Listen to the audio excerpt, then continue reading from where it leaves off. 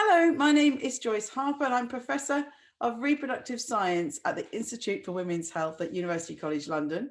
And it's a real pleasure today to give you this talk on fertility education. I'm going to tell you about the menstrual cycle up to the menopause. And I think this is really important for people to know. I know some of you may now be on an infertility journey, and I've been there myself. I had 7 years of fertility treatment to have my 3 children, and I consider myself very lucky, but I absolutely understand the issues along the way of going through this very, very difficult journey. So when I started working in this field back in 1987, I started to write a book, and it's called Your Fertile Years. I finally finished it this year. It only took just over 30 years, but I'll tell you more about the book towards the end of my talk. So what I'm going to talk to you about is fertility, the menstrual cycle and the fertile window, about infertility, female fertility decline and fertility treatment, about the menopause, about our work on fertility education, and just finally about well-being. So the menstrual cycle, these are all things that we hope very soon globally will be actually taught in school to a proper level. I think some of these things you might have touched on at school, but the two key events of our menstrual cycle are our period and ovulation. And obviously for you trying to get pregnant, the day of ovulation is really important. And I'll come on to ovulation in more details in a minute. But if you were taught this at school, you were probably taught that women have a 28-day cycle and we ovulate on day 14. Now, this is very much textbook, and I have done a lot of work on this over the last few years. And this is a paper that we published a few years ago. I worked with the app called Natural Cycles, and it's a really great team there. And I was aware that they had data on millions of characteristics of menstrual cycles.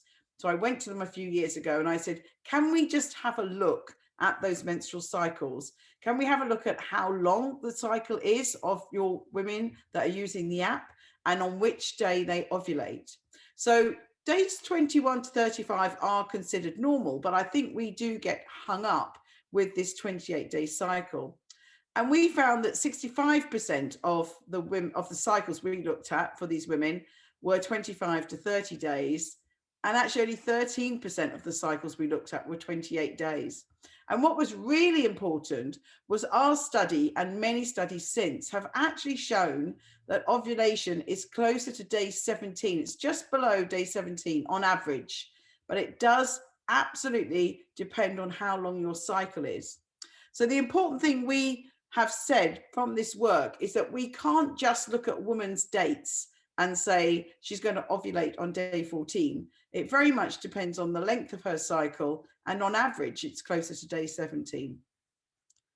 So I wanted to explain to you about the fertile window. I'm hoping that most of you now know what the fertile window is and when it happens, but just in case, I'm just going to go through this briefly. It's actually the 5 days before ovulation, because sperm can exist in the female genital tract for up to 5 days. And it's also the day of ovulation.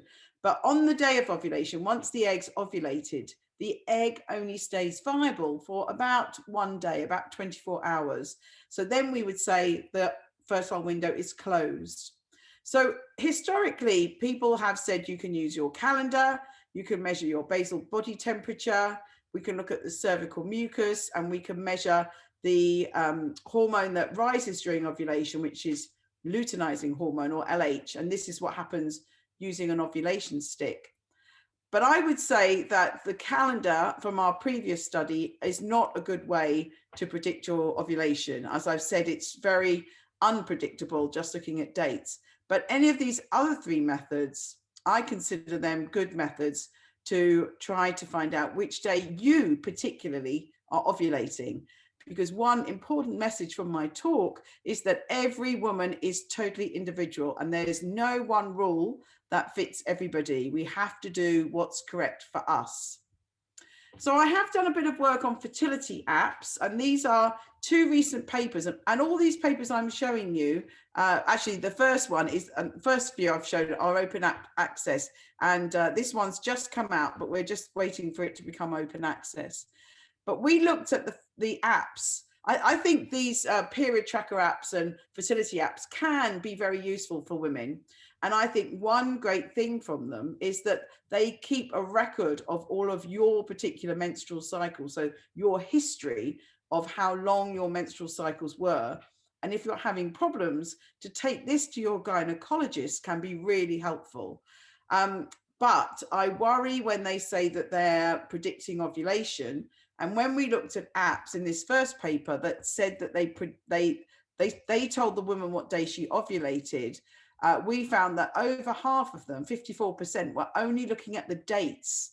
And as I said, we really can't predict day of ovulation by just looking at the dates. This is inaccurate. We need to measure a marker of ovulation to identify ovulation. And this is basal body temperature, mucus, or luteinizing hormone. So this paper's just come out here. We looked at women using the Natural Cycles app to see if they were using it on planning a pregnancy, how many of them were pregnant by the end of a year. And we actually found that for the optimum group, which were the under 35s with little cycle variation, 95% of them were pregnant by the end of a year. And on average, it actually only took them 2 cycles to get pregnant. So this one's a little bit complicated, but this is a study I've done with Clear Blue, and we've just published this. Again, it's open access. We designed 5 sort of average women. So a constant 28-day cycle, one with a short cycle, an average 28-day cycle, a long cycle, and a really irregular cycle. And we did some complicated bioinformatics. I won't worry you about it. But in this graph here, the black line is the time for these women that we thought they would ovulate according to our predictions. And these are the 10 apps that we looked at over a long time period. And if you see here, all of the apps, almost all of them, very few of them, actually predicted the day of ovulation correctly. And these were apps that were just using dates. So that's the take-home message really from my work so far, that period trackers are great, but they are not good for measuring ovulation unless we measure a marker of ovulation. So I wanted to talk about some more general fertility education. Sorry, that's the trouble when you work from home. You get Amazon ringing your doorbell in the middle of a talk.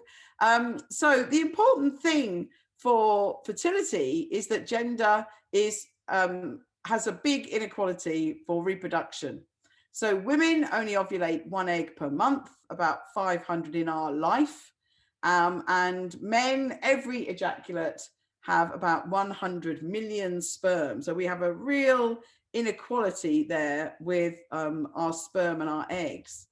And this is really problematic for eggs because unfortunately the quality and quantity of our eggs declines daily. Women are born with all of the eggs we are going to have. We have about 1 to 2 million potential eggs at birth. And by puberty, most of those have died. We only have about 400,000 eggs left at puberty. And from puberty, we lose up to 1,000 eggs per month. You could do the maths on this. If you have about 450, roughly 500 menstrual cycles in your fertile years, very roughly, let's say 400,000. So 400, then if you've got 400,000 eggs, you're losing an egg 1,000 a month. So it's quite easy to do the maths. And that's just a very, very rough figure. So by age 37, 90% of the eggs are gone. And by the menopause, all the viable eggs have gone. But that's the quantity, but also the quality. So the eggs have our chromosomes, which we inherit 1 set from mum and 1 set from dad. And our chromosomes are held very fragile in the egg. And the further we get away from puberty, they become very muddled. They can become very muddled. So this increases our risk of miscarriage, increases the risk of a chromosomally abnormal child, such as Down syndrome. and decreases our chance of conception. So we say that evolution has not kept up with feminism. And this is a graph showing fertility declines, the risk of, this is actually abortion, miscarriages or spontaneous abortions is the more clinical term, increases. And age 35 is really important, but this decline in our fertility does start from our 20s, but it becomes really important around our mid-30s. And by age 40, 45, most women will be infertile. So we have a bit of a problem because globally, the mean age women are having the birth of their first child is increasing. So the black diamonds are 1970, the white diamonds are 1995, and the blue bars are 2017. And these are all different countries. And we can see that for almost every country, this is increasing. And this is age 30. So many countries now, women are not having their first child till they're 30. And for some of them, it's around 32. And since female fertility is really declining rapidly at that time, it doesn't leave women time to have any issues if they've got any problems by the time they get tests done, etc. This is problematic. But also that they might not have the desired family size. And in the research we're doing, people do normally want to have around 2 children. But if we look at the total fertility rate, this is the average number of children a woman will have in a particular country. And what we can see is that it's decreased in every country in the world over the last 60, 70 years. And if we look in the EU overall, it's 1.6. And in many countries, it's important here, it's actually around 1.3. So people are having very small families. And in the UK, we know 20% of women are childless. Some will be by choice, but some will be by circumstance. So we've been doing a number of surveys. I'm just going to show you the results of one. We asked women their attitudes to having children. Most said they ideally wanted to start a family at age 30, but they were worried about stability, age, and lifestyle. And when asked what factors affected them having children, some of them were still developing their career or were not financially ready. So people do think, unfortunately, that assisted reproductive technology or IVF will be the answer. Here's Louise Brown, the world's first IVF baby, and that's me and Louise. But this is the data from the UK, from the Human Fertilization and Embryology Authority.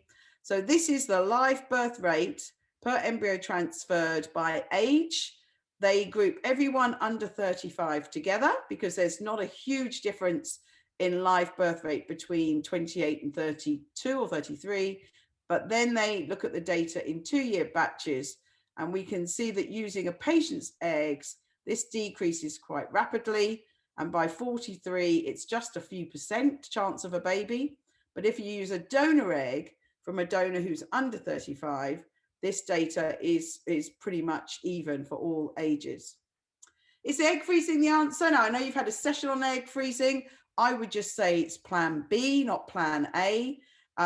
We've written a number of papers on this. In the UK, we've had a 10-year storage limit, and I know that happens in other countries. It's expensive. You need multiple rounds. It's no guarantee, and there are regulations in different countries. So finally, the menopause. I think the menopause is great news. No more menstrual cycle, no more periods, no more premenstrual syndrome, no more mood swings. What's important is that women are educated about the menopause so they know what's going to happen. So we have set up the UK Fertility Education Initiative. We've done a lot of work on this. The most important thing is that we now have, this is from our Department for Education, we now have that we are teaching fertility in schools, which is a really big leap forward. And then I've spurred the International Fertility Education Initiative. There are many people, especially Denmark, Portugal, Australia, who have done fabulous work looking at how we can deliver fertility education. So we've just published our first paper. This is out now, and it's again open access, so you can see what we're doing. But we think it's really important to make sure we have tailored fertility education. So I'm hoping that you haven't got upset by any of the information I've told you. We don't want people to say, why didn't I know this before? But we know we've got a bit of catch up to do. But we're very aware that we have to teach fertility education in a very sensitive way. And we need to think about how we would deliver this to the 40-year-old woman and the 18-year-old boy. We need to do this in a different way and in a sensitive way. So I'm really looking forward to your questions so that we can discuss this in more detail. So this is a summary of the chapters in my book. It's for women and men, whether they want children or not.